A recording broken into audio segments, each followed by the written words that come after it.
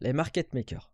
Pour faire très simple, on entend beaucoup de choses sur les réseaux sociaux, des faiseurs de marché, des apporteurs de liquidités, ceux qui manipulent les prix, celui qui va activer le stop loss des gens, enfin bref, on dit beaucoup de choses, parfois un peu n'importe quoi. Donc là, pendant une bonne heure, on va débunk ensemble et vulgariser au max l'activité de market making. C'est une activité de trading bancaire, mais pas que. Et comme ça, vous allez comprendre leur rôle, leurs objectifs, en quoi ça peut nous servir dans notre trading. Avant de commencer, bien entendu, petit disclaimer à tous ceux qui vont regarder, les professionnels, quoi.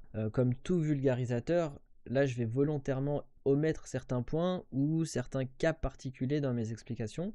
Parce que sinon, pédagogiquement, ça devient très vite imbuvable, vous allez voir. Je tiens quand même à souligner que ça rendra pas les explications obsolètes, mais beaucoup plus accessibles en fait au grand public. Et en plus de cette vulgarisation, je me base sur ma propre expérience de la finance de marché, et donc je couvre pas 100% des sujets de l'activité du market making. C'est un domaine très vaste, plus qu'on ne le pense, vous allez voir. Et rares sont les personnes qui connaissent l'intégralité de cette activité. Donc merci d'être indulgent avec ce travail de vulgarisation, mais bien entendu ne vous inquiétez pas, malgré tout, je me mets pas en danger si je vous dis que les informations que je vous donne sont qualitatives, concrètes, donc c'est des choses qui existent vraiment dans un desk de market making, et c'est pas extrêmement présent sur internet comme information, je pense. Donc voilà, cette présentation c'est tout simplement un petit banger. Allez, on est parti. Market maker, faiseurs de liquidité, ceux qui font le marché. On entend aussi parfois le terme liquidity provider, notez-le, on va le voir, il y a une petite nuance entre les deux.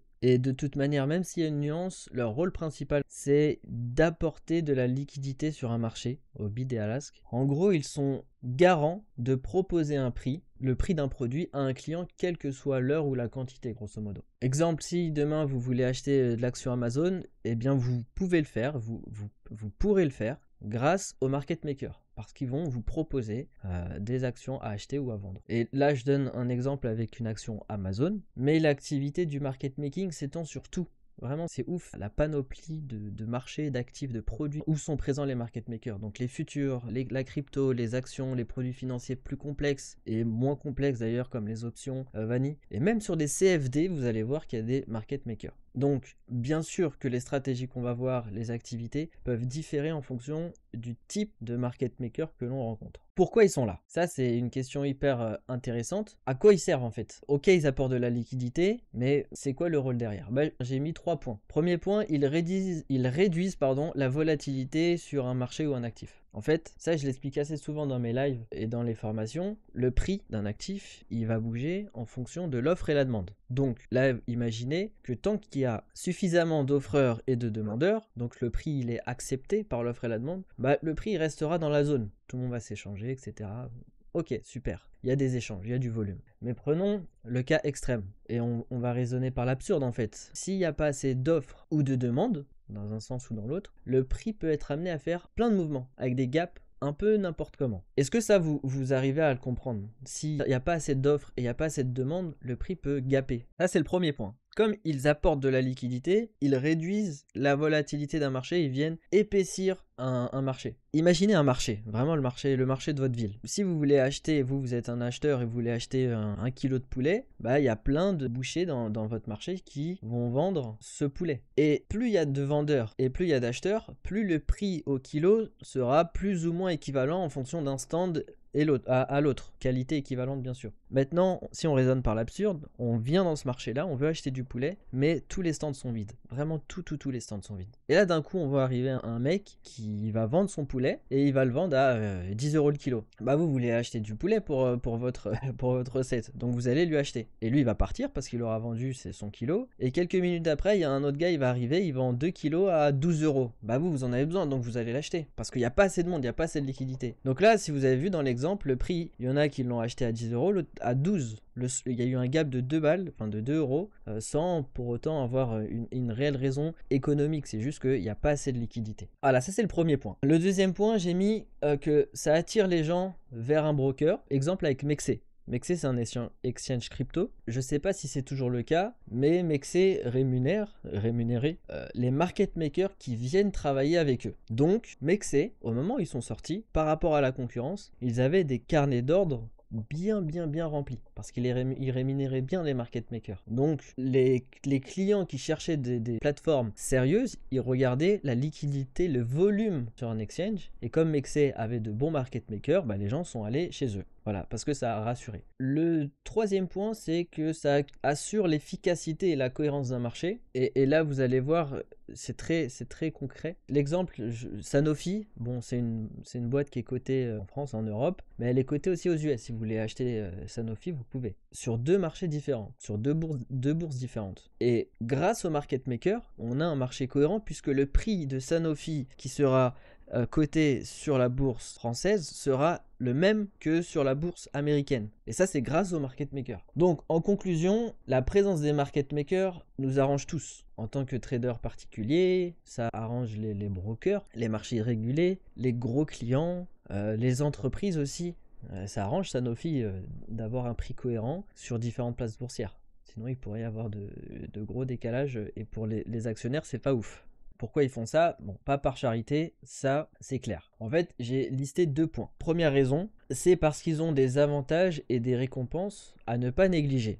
J'ai donné l'exemple de Mexer tout à l'heure, qui rémunérait ses market makers, mais si vous êtes sur des marchés plus ou moins régulés, les avantages et les récompenses peuvent être différentes. J'ai mis une petite liste là, réduction sur les frais, parfois réduction totale, donc quand vous rentrez, vous n'avez plus de frais. De la data, alors ça c'est très intéressant, de la data provenant des marchés ou des brokers, que l'on va proposer au market maker. Et ça peut valoir très cher, hein, parce que je rappelle qu'une bourse régulée se rémunère aussi par la vente de ces datas. Une vitesse d'exécution avantageuse, donc en gros ils permettent aux market makers de se brancher vraiment très rapidement à leur flux, ou une rémunération sur objectif, des prêts sans contrepartie, bon ça on le voit surtout en crypto, et plein d'autres avantages. Ça c'est parce que ce sont des market makers officiels, travaillant avec eux. Et là, la deuxième raison, c'est que le market maker va faire de l'argent grâce à son expertise du trading et des marchés. Bien sûr, en contrepartie des règles, là, parce que c'est pas YOLO, hein, le market maker, il va avoir des règles assez strictes imposées par les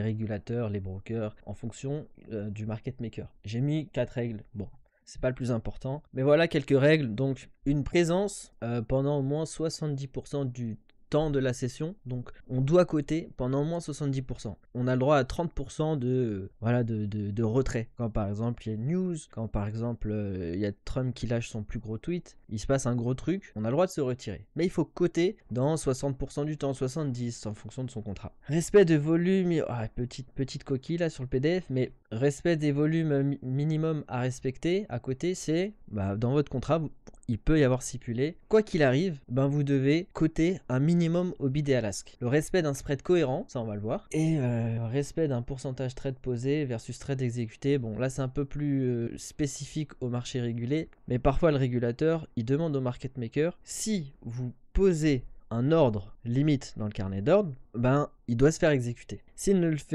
n'est pas exécuté et vous le retirez, ce ratio va être dégradé. Donc il y a un ratio et à la fin, les régulateurs vont soit vous taper sur les doigts, soit vous dire ok, vous avez respecté. Vous en avez retiré, mais il y en a beaucoup quand même qui ont été exécutés. En fait, cette règle, elle permet au marché de se dire bon, si un market maker il pose ses ordres, on va lui dire de respecter. Sinon c'est n'importe quoi, il pose, hop, il retire, et puis la volatilité elle sera trop là, tout le monde se retire, on remet, on fait un peu n'importe quoi. Donc là, quand c'est posé, tu dois te faire exécuter. Donc il y a cette notion de si je pose un trade, un ordre limite ou un trade dans le carnet, il doit être fait avec rigueur. Comment il gagne de l'argent? J'ai mis un exemple avec un carnet d'ordre. J'espère que vous avez vu la petite vidéo que je vous ai demandé de regarder, parce que je ne vais pas trop perdre de temps sur ça. Donc ça, c'est un carnet d'ordre très simple avec les prix ici, le bid et l'ask. Donc en 2 mots. Ceux qui n'ont jamais vu ça, il faut vous dire que c'est vraiment comme le Bon Coin. J'aime trop donner cet exemple parce que c'est ça en fait, c'est le Bon Coin. Si vous voulez acheter un actif à un prix donné, vous mettez un ordre.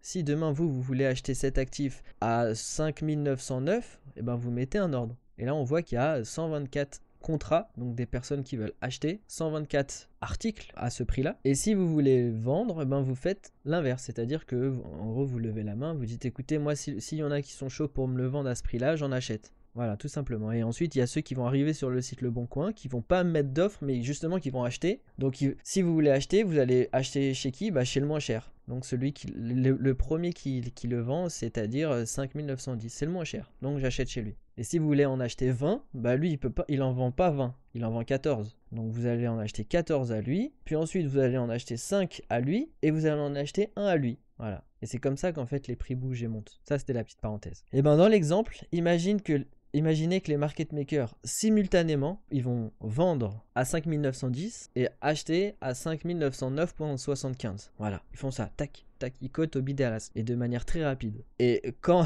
ça c'est des maths basiques, hein, si vous achetez un truc à 5909,75 et que vous le revendez à 5910, bah vous faites une marge de, ici c'est un tick, donc 0,25 dans cet exemple, à chaque trade. C'est petit, mais en trading haute fréquence et avec des dizaines de milliers de trades dans une session, au final, ça peut faire beaucoup d'argent. Ça, c'est la théorie et c'est ce qu'on trouve un peu partout sur Internet pour expliquer le rôle du market maker et comment il gagne de l'argent. Mais on va aller beaucoup plus loin parce qu'en fait, en pratique, c'est beaucoup plus complexe. Et pourquoi c'est beaucoup plus complexe ? Parce que proposer sa liquidité au bid et à l'ask, bêtement et simplement, c'est s'exposer à un risque énorme. Vraiment, vraiment énorme. Imaginez en fait, là on va aller dans... il faudra imaginer. On reprend le carnet et d'un coup d'un seul, il y a un acheteur énorme, hyper fort, qui arrive et qui dit « Bah moi je veux acheter 1000 articles, 1000 produits. » Donc il va en acheter 14 à lui, 5 à lui, 6 à lui, 122 à lui, 62, 1... En fait, il vient ce qu'on appelle taper les asks. Il va faire décaler le prix parce qu'il a mis un gros ordre à l'achat. Et en tant que market maker, nous, lui, on ne l'a pas anticipé et on a coté au bid et à l'ask. Donc on lui a vendu des contrats. On lui a vendu des contrats à 5910, à 5910.25, 0.50, etc. On lui a vendu. Donc quand le prix est décalé, nous, on se fait pulvérisé. Donc on se retrouve piégé avec des positions perdantes. Vous voyez pourquoi en fait le market making c'est plus simple. On peut pas juste faire bidas et on gagne le spread. Surtout que le spread pour les futurs, c'est que dalle. C'est vraiment que dalle. C'est un tick. Pour faire de l'argent là-dessus, il faut y aller. Bah écoutez, on va aller sur la première stratégie. Bon, la première stratégie, vous verrez, elle est très simple à comprendre. C'est élargir volontairement le spread pour gagner plus. Pourquoi écarter le spread? Pourquoi c'est une stratégie? Bah, quand le marché est très volatile, incertain, ultra directionnel, avec des news économiques, ou au moment des ouvertures de marché, ou lorsqu'il n'y a personne sur les marchés, ben on va écarter le spread parce qu'on considère qu'il y a un risque. Et en faisant ça, bah, simplement on va plus se rémunérer à chaque opération achat-vente, achat-vente, achat-vente. Tout à l'heure dans l'exemple on gagnait 0,25 points, bah là on en gagne 1. Vous voyez, j'ai volontairement écarté le spread. Comme ça, j'achète à 59.5 et simultanément je vends à 59.10.5. Donc je gagne 1 point à chaque fois. Ça c'est une stratégie qui permet de gagner plus et donc de déboucler certains trades perdants qu'on avait jusque-là. Il faut noter qu'il y a du market making, de produits financiers un peu plus structurés, où le calcul du spread, il n'est pas aussi simple que ça. Enfin, il y a des produits financiers où calculer le spread, c'est plus complexe. Et là, ça nécessite une sacrée expertise supplémentaire pour pricer un bon spread avec des modèles statistiques ou des notions de fonda. Une vitesse aussi de pricing à avoir. Là, c'est clairement bancaire parce que quand il y a un client qui appelle et qui demande bah, moi je veux X produits sur cet actif, va falloir être en mesure de lui créer ce produit s'il n'existe pas. Donc là, c'est là qu'on appelle le structureur, le trader, enfin le quant, le structureur, ils vont créer le produit et le trader va le pricer. Et il va être en gros market maker de ce produit-là. Il va devoir le coter, si le client veut en acheter, déboucler, etc., etc. Calculer le spread, donc la marge que tu fais par rapport au client, là ça peut être beaucoup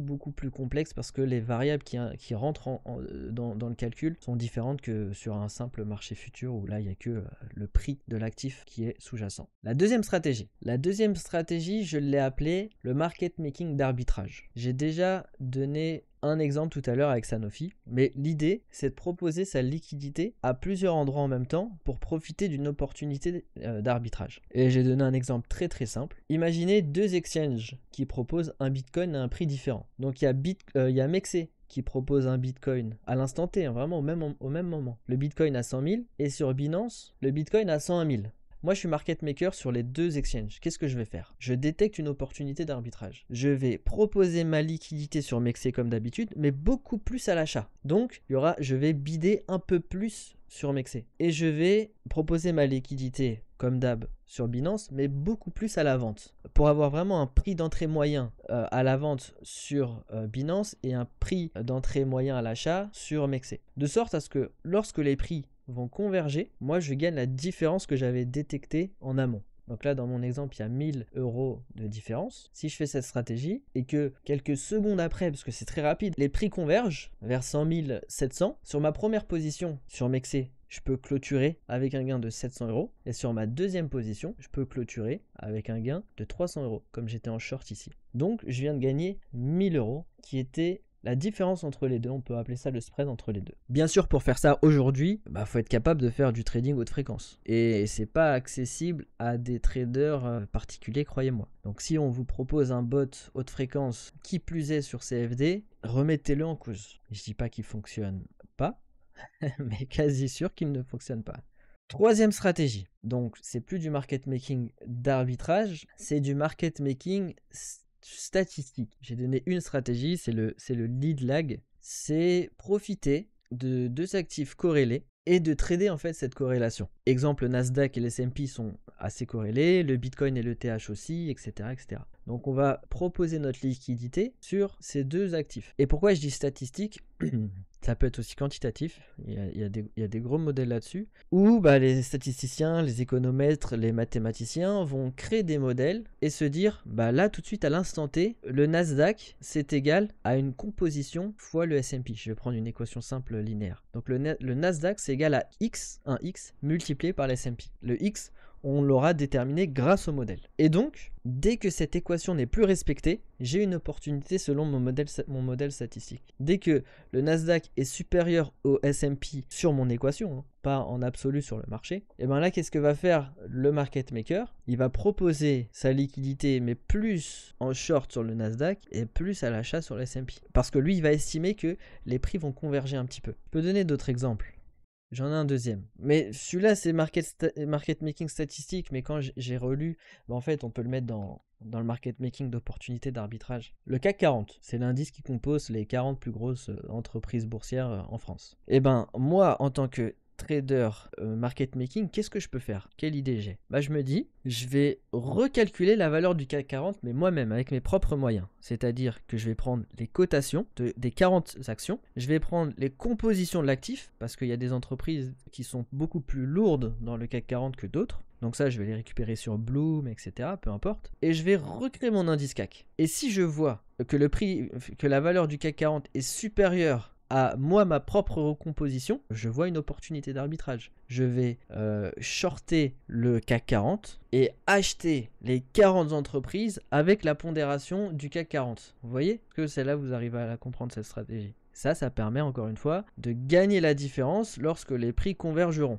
En fait, là, je vous donne des stratégies qui sont utilisées dans un desk précis en banque, dans une des banques françaises. Et je pense que ces stratégies sont visibles partout. Même ce sont en réalité des stratégies de fonds d'investissement. La question, c'est toujours la même chose. Tu peux avoir l'idée de la stratégie, comment tu fais?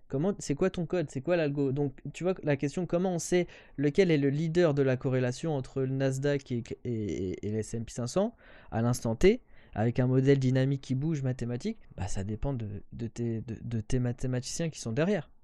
Et tes data scientists qui vont analyser ça, créer ça, etc., etc.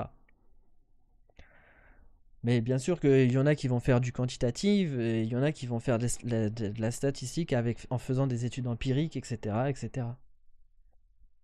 Les stratégies diffèrent en fonction de l'actif. Ouais. Bien sûr.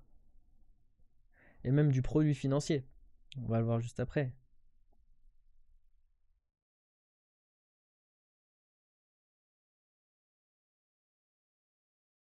Bon, finalement, une partie du boulot du market maker, c'est d'être arbitragiste. Je vais aller plus loin, Icefly. Le boulot du market maker, c'est de créer une stratégie et de gagner de l'argent from scratch. Et il y a des desks, et je parle en connaissance de cause, il y a des desks de grandes banques américaines de market making qui sont en burn-out. Parce qu'en fait, ils gagnent pas d'argent sur leur activité de market making, c'est-à-dire bid-ask, proposer une liquidité, bid-ask, bid-ask, bid-ask. Non, on leur demande de faire de l'argent, mais comme les spreads ils sont trop faibles, ils peuvent pas gagner de l'argent sur ça. Donc ils doivent faire créer des stratégies, que ce soit des stratégies arbitragistes, des stratégies statistiques, des stratégies spéculatives, clairement spéculatives. Je vais donner des petites stratégies juste après. Ou alors créer... Il y a des head-off, donc il y a des mecs dans des banques qui ont leur propre stratégie parce qu'ils ont vu des choses, ci, ça, ils arrivent, ils disent moi ma stratégie c'est ça, et ils créent un desk de market making autour de leur stratégie. Et tant que ça marche, tant qu'ils font de l'argent, bah, le head-off c'est un big boss. Et le head-off de celui qui fait ces stratégies là que je vous donne, c'est un putain de big boss. Donc soit c'est de l'arbitrage, soit c'est du statistique, soit c'est quatrième c'est quoi? Bah voilà, market making de stratégie optionnelle. Donc là sur ce point là, market making des stratégies optionnelles, ça va un peu moins nous intéresser parce que trop technique. Comme j'ai mis, c'est un sujet intéressant mais qui nécessite plusieurs heures d'explication. Juste pour les étudiants en finance qui s'intéressent aux options, bah vous pouvez vous renseigner sur l'arbitrage de volatilité. Donc ça ressemble un petit peu à ça, c'est de l'arbitrage. On détecte des opportunités d'arbitrage, mais cette fois-ci sur la volatilité. Et vous pouvez rechercher des stratégies de dispersion. Ou alors couvrir ces risques de façon directionnelle. J'ai un produit optionnel. Donc pour ceux qui ne savent pas, une option, il y a différents facteurs qui déterminent le prix d'une option. Bah, si c'est une option sur Amazon, le prix d'Amazon forcément, la volatilité d'Amazon, le temps qui reste jusqu'à la maturité, etc., etc. Il y en a plein, le taux sans risque et tout. Bah, en tant que market maker, on peut avoir des ressentis de marché. J'ai des ressentis de marché, je me dis que pour moi la vol va augmenter, donc ce que je vais faire c'est que je vais me delta hedger, me couvrir sur les variations du prix du sous-jacent et je vais gagner de l'argent sur le gamma, donc qu'on appelle le carry, la vol et le skew. Mais bon, ça c'est plus technique, mais il y a beaucoup moins d'arbitrage, sauf dans certaines stratégies de dispersion. Là, on est vraiment dans du directionnel. Cinquième stratégie, j'ai pas de nom, j'ai appelé ça le market making order flow. Donc, on va jouer avec les leviers à disposition du market maker pour augmenter ou diminuer son exposition. En fait, c'est raisonner comment apporter sa liquidité sur un marché selon les trois leviers que j'ai listés ici. Parce que en fait, la question c'est comment faire pour faire du market making order flow. Voilà, on regarde cet actif. On est autour des 5910 comme d'hab, il y a des acheteurs, des vendeurs. Le prix est très accepté, donc les market makers order flow se régalent. Bid ask, ok, hop, super. Et très vite, il y a un super acheteur qui rentre et qui demande beaucoup de contrats et qui fait augmenter le prix. Donc là, c'est l'exemple qu'on a vu tout à l'heure. Moi, je suis market maker, order flow. Qu'est-ce que je fais? Comment je fais? Donc on l'a vu. On peut écarter le spread quelques secondes pour se rémunérer suffisamment pour couper ses trades perdants. On peut se retirer totalement, ne plus ajouter de liquidité. On peut ajouter de la liquidité, mais seulement au bid, donc pour pouvoir acheter.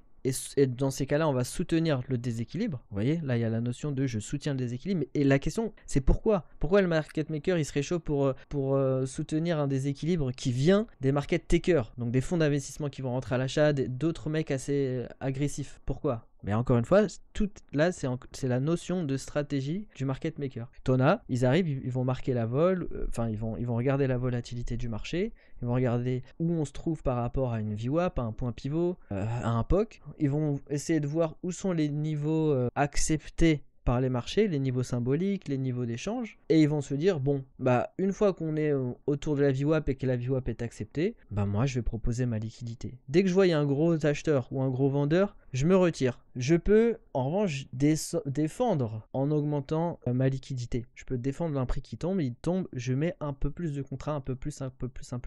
Pourquoi? Soit pour le défendre pour potentiellement aller plus haut, et d'ailleurs le market maker il peut devenir taker. Exemple, il y a une résistance. Voilà, on va prendre ça parce que tout le monde connaît ça. Il y a une résistance, elle est symbolique, on sait qu'il y a des vendeurs, etc. Et moi je suis market maker, mais j'ai des contrats à l'achat, et dans mon idée, dans ma stratégie, je veux couper tous les trades que j'ai en surplus à l'achat. Je suis en gain, mais j'ai envie de les couper sur un point pivot un peu plus haut. Bah, je vois la résistance, qu'est-ce que je fais? Je peux défendre la résistance quand on arrive dessus, c'est-à-dire que j'arrête de coter à l'ask, j'arrête de vendre, et je propose au bid. Donc le carnet d'ordre se remplit à l'achat. Et en plus, en parallèle, je deviens un market taker, c'est-à-dire que je vais même injecter en ordre market des contrats pour mettre la pression sur cette résistance. Et c'est là que quand il y a un breakout, hop, peut-être qu'on va aller chercher plus haut vers le point pivot, et là on va décharger tous les contrats du market maker order flow, et il aura fait sa plus-value de la journée grâce à ce move. Là, vous vous rendez compte en fait que le market maker, il fait du trading de spéculation, sous couvert de market making. Mais on revient à la définition même. Un market maker ne gagne pas dans certains marchés, il va pas gagner de l'argent avec le spread. C'est pas suffisant. Et non seulement c'est pas suffisant, mais il y a un gros risque. C'est tellement faible que dès qu'il y a une variation de prix, tu deviens piégé et tu sais plus quoi faire. Donc en fait, tu es obligé de créer une stratégie pour faire du market making et en même temps gagner de l'argent. Et pour faire ça, sous couvert de market making, tu fais un peu de spéculation. Dans les limites réglementaire. Alors, est-ce que j'ai noté d'autres choses sur ce point-là? Ouais, bon, ça c'est un peu ce que je viens de dire, mais bon, il y a des équipes qui sont là pour estimer le prix d'un indice et voir s'il est sous-pricé, sur-pricé. S'il est sous-pricé, ils vont proposer leur liquidité plutôt à l'achat, comme ça, eux, ils se retrouvent delta plus, enfin ils se retrouvent exposés à l'achat. Et ça, c'est parce que de base, le matin, ils avaient mappé, ils se sont dit, bon, il est sous-pricé, donc si on fait du market making, il faut qu'avant la fermeture de la session aujourd'hui, on soit plus à l'achat pour clôturer les trades. Ça revient un petit peu à la même chose en fait, c'est juste c'est une stratégie différente, et il faut réussir à estimer qu'un actif est sous-pricé ou sur-pricé. Comment le faire? Et bah, c'est là où l'expertise du head-off, donc du manager, intervient. Comment est-ce qu'il arrive à sous-pricer le prix d'un actif? Et là, il peut y avoir autant de stratégies que de traders. Mais au moins, vous voyez l'idée qu'il y a derrière ces types de stratégies. Arbitrage, statistique, optionnel, order flow. C'est celle que je viens de dire. Avoir une stratégie pour recharger ou déboucler sa position. Parce que oui, imaginez que à la fin, enfin pas à la fin forcément de la journée, mais vous avez vu que l'actif, il était sous-pricé. Donc il était peu cher finalement. Donc vous voulez l'acheter un peu plus, vous voulez gonfler votre book, votre portefeuille, pour pouvoir couper plus haut et faire une plus-value. Ou alors plus bas et faire une moins-value. Parce que ça aussi, ça arrive des mauvaises estimations. Bah là aussi, il y a une stratégie à avoir pour déboucler. Comment est-ce qu'on fait pour sortir tous les contrats qu'on a en surplus? On ne peut pas sortir comme ça. Parce que là, on va faire un peu bouger le marché, il y a des choses qui sont interdites, etc. Il y a des stratégies, il y a l'ordre sweep, l'ordre iceberg et d'autres stratégies pour couper petit à petit, décharger. À la fin de la journée, on a fait ou la semaine, parce que parfois c'est plutôt du long terme, des positions qui peuvent durer plusieurs jours, semaines. Voilà, on a fait notre gain, on peut clôturer, on est content.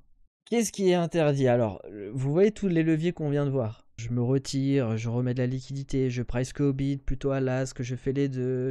Voilà, ces leviers-là, ils ne sont pas considérés comme la manipulation de prix par les régulateurs. La vraie manipulation de prix, c'est, là j'ai mis 4 exemples, le spoofing, c'est-à-dire on place des gros ordres dans le carnet, vraiment gros, sans intention de les exécuter.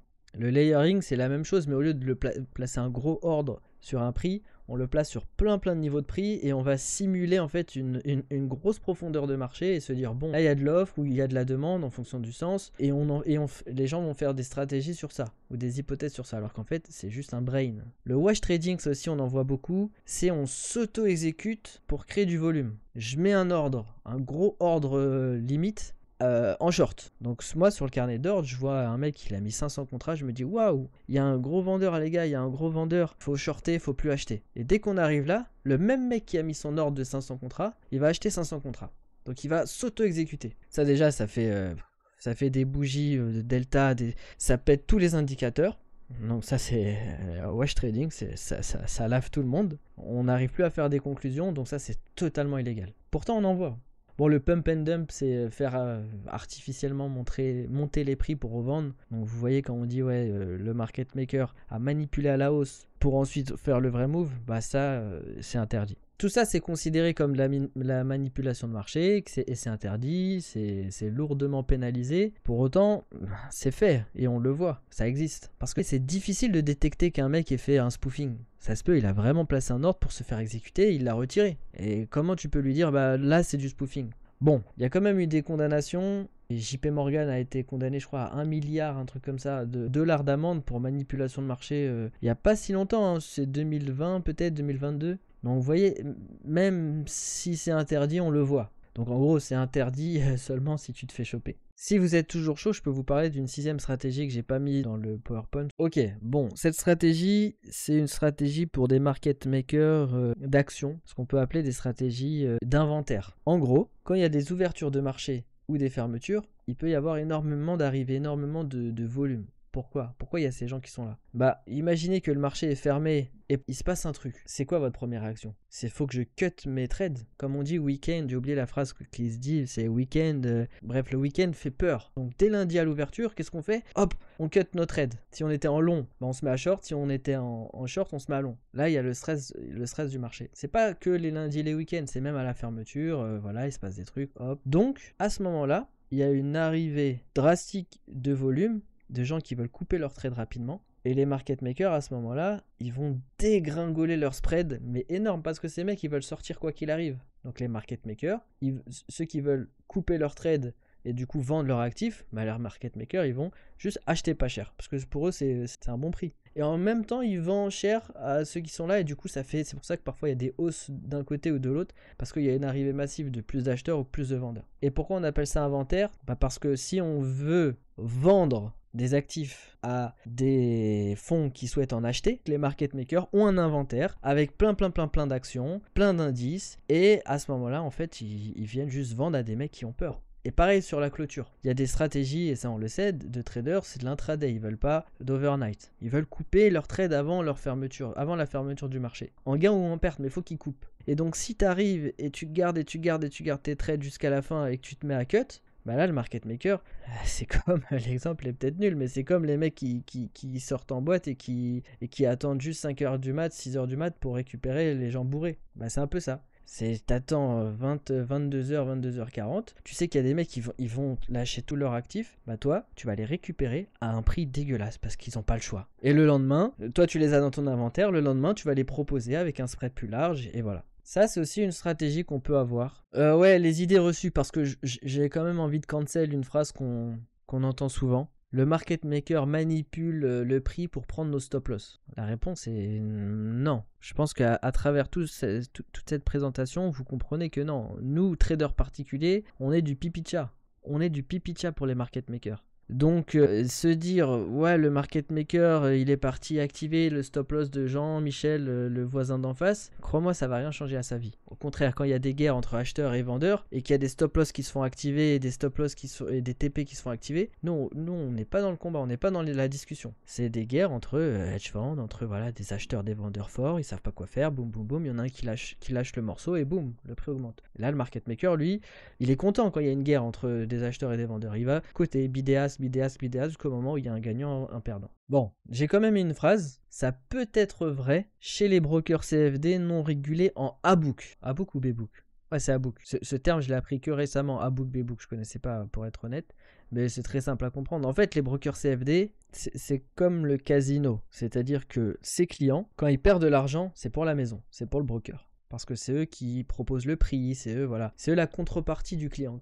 Quand vous êtes sur un broker CFD, quand vous achetez, celui qui est en face, c'est pas un market maker, c'est le broker. Et comme ils considèrent que 90% des gens sont pas rentables et qu'ils vont cramer leur compte, bah ça les arrange. Ils vont prendre l'argent de 90% de leurs clients. C'est le casino vraiment. Et les 10% gagnants, donc les professionnels, ils vont plus ou moins se couvrir sur les marchés par rapport à eux. Ça c'est le B-book. Mais il y a des brokers CFD qui sont en A-book. Et ça, c'est une grosse force commerciale en ce moment. Et marketing, c'est le broker CFD avec qui tu bosses, il prend réellement des positions sur le marché. Et ben ces brokers-là ont besoin de market makers pour être la liquidité de leurs clients à eux. Sauf que, encore une fois, vu que c'est des brokers non régulés, le market maker, à ce moment-là, il peut avoir l'information, parce qu'il travaille main dans la main avec le broker, il peut avoir cette information pour aller choper des petits SL, aller prendre des mouvements un peu chelous pour les brokers non régulés. C'est pour ça je vous recommanderais toujours de trader des brokers régulés. Il y en a beaucoup. Et je suis pas du genre à dire ouais les futurs c'est trop bien, les CFD c'est trop nul. Hein. Tu peux être sur un broker CFD qui est cohérent, qui affiche un prix légitime et du coup qui est quali. Il y a beaucoup de trades, de couverture, de hedging, etc. qui sont faits en OTC. Donc qui sont faits... les forwards par exemple, c'est le futur, mais version CFD, bah, le forward il est très tradé par les banques. À gros volume. Donc il faut pas cracher sur l'OTC. Ça peut être bien tant que c'est régulé et c'est bien géré. Et comme j'ai mis, même s'il y a des manipulations comme ça pour aller prendre un petit peu de sous, et ben c'est visible qu'en petite unité de temps. C'est très rapide encore. C'est pour ça là j'ai mis un screenshot intéressant en 4 heures. Donc ça c'est les bougies 4 heures. On est vraiment dans du swing. On voit une zone de support. Hop, le prix rebondit, rebondit, rebondit. Et là il passe en dessous. Hop, pullback et on va au-dessus. Et là on va dire c'est les market makers. Ils ont pris la liquidité avant de faire le vrai move. Bah là en 4 heures, moi je suis un peu plus dubitatif de ce genre de conclusion. Je suis un peu plus dubitatif pour plusieurs raisons. Bah en fait la première raison c'est qu'en 4 heures, vous voyez ces petits moves là, c'est énorme, c'est énorme, c'est énorme, c'est énorme. Et le market maker c'est du trading haute fréquence. Donc manipuler un prix aussi longtemps, volontairement pendant plusieurs heures, parce que là il doit y avoir 12 heures facile, il y a 4 bougies et demie, bref 10 heures pendant 10 heures. On va prendre les stop loss des gens pour faire le vrai move. Mais comment est-ce qu'on anticipe, on arrive à voir tous les stop loss qui sont là sur une largeur temporelle de 4, 8, 12 heures. C'est compliqué parce que les stop loss, c'est pas des ordres limites, donc on ne les voit pas sur le carnet d'ordre. On peut avoir des outils, des hypothèses, etc. Mais se dire, je vais injecter tant de milliards de liquidités pour prendre les stop loss de tout le monde, avant de racheter et faire le pattern que je veux, je suis un peu plus réticent. Ça, c'est ce qu'on appelle des patterns. C'est des patterns de prix. Et parfois, les patterns n'ont pas les explications et les conclusions qu'on imagine. Et donc, c'est pour ça qu'il y a des traders de patterns. Parce que si, statistiquement, quand le prix fait ci, ça, et puis ça pète, et puis ça repart, et puis ça fait un pullback, et que vous avez votre modèle statistique derrière, bah vous allez le prendre à chaque fois. Vous allez le prendre à chaque fois, sans réfléchir à pourquoi il y a le pattern. Donc, ça sert à rien de le justifier si vous tradez le pattern, ce pattern-là. Arriver à dire, c'est les market makers et tout, pour moi, c'est un peu tiré par les cheveux. Parce que après là on va arriver dans des stratégies où en swing ou en daily on te dit bah on va partir de cette liquidité vers l'autre, puis vers l'autre, puis vers l'autre, comme si tout était déjà connu à l'avance et un peu comme Pac-Man quoi. Ça, j'avoue que j'ai du mal à y croire, mais ce n'est que mon avis. Comment ça nous impacte nous en tant que traders? Bon déjà pas travailler avec les brokers CFD non régulés en A-Book et B-Book, parce qu'on sait maintenant. Ensuite ça nous impacte en tant que trader lorsqu'on comprend en fait l'environnement dans lequel on travaille. On a une autre vision du prix, des volumes, des échanges, du marché tout simplement. On peut savoir pourquoi le prix résiste à ce niveau-là et pas à d'autres. Pourquoi il se stabilise. Et en plus, il y a des choses un peu plus complexes qu'on n'a pas vues. C'est-à-dire que le market maker d'options, il peut intervenir sur le marché futur et être un market taker. Donc ça peut être lui le gros intervenant. Ou les fonds de pension qui vont acheter, généralement ils achètent quoi. Ils achètent les indices, ils sont très long terme. Donc quand il y a des risques, qu'est-ce qui se passe? Bah ces gens-là, ils vont shorter des puts. Enfin, ils vont acheter des puts, des produits pour se hedger, pour se couvrir. Ils vont pas forcément cut des trades. Bah une fois qu'on comprend ça, on peut avoir des idées sur le marché. Ah, pourquoi il y a ça? Il y a eux qui font ça. Ok, d'accord, il y a ça. Est-ce que ça c'était du spoofing?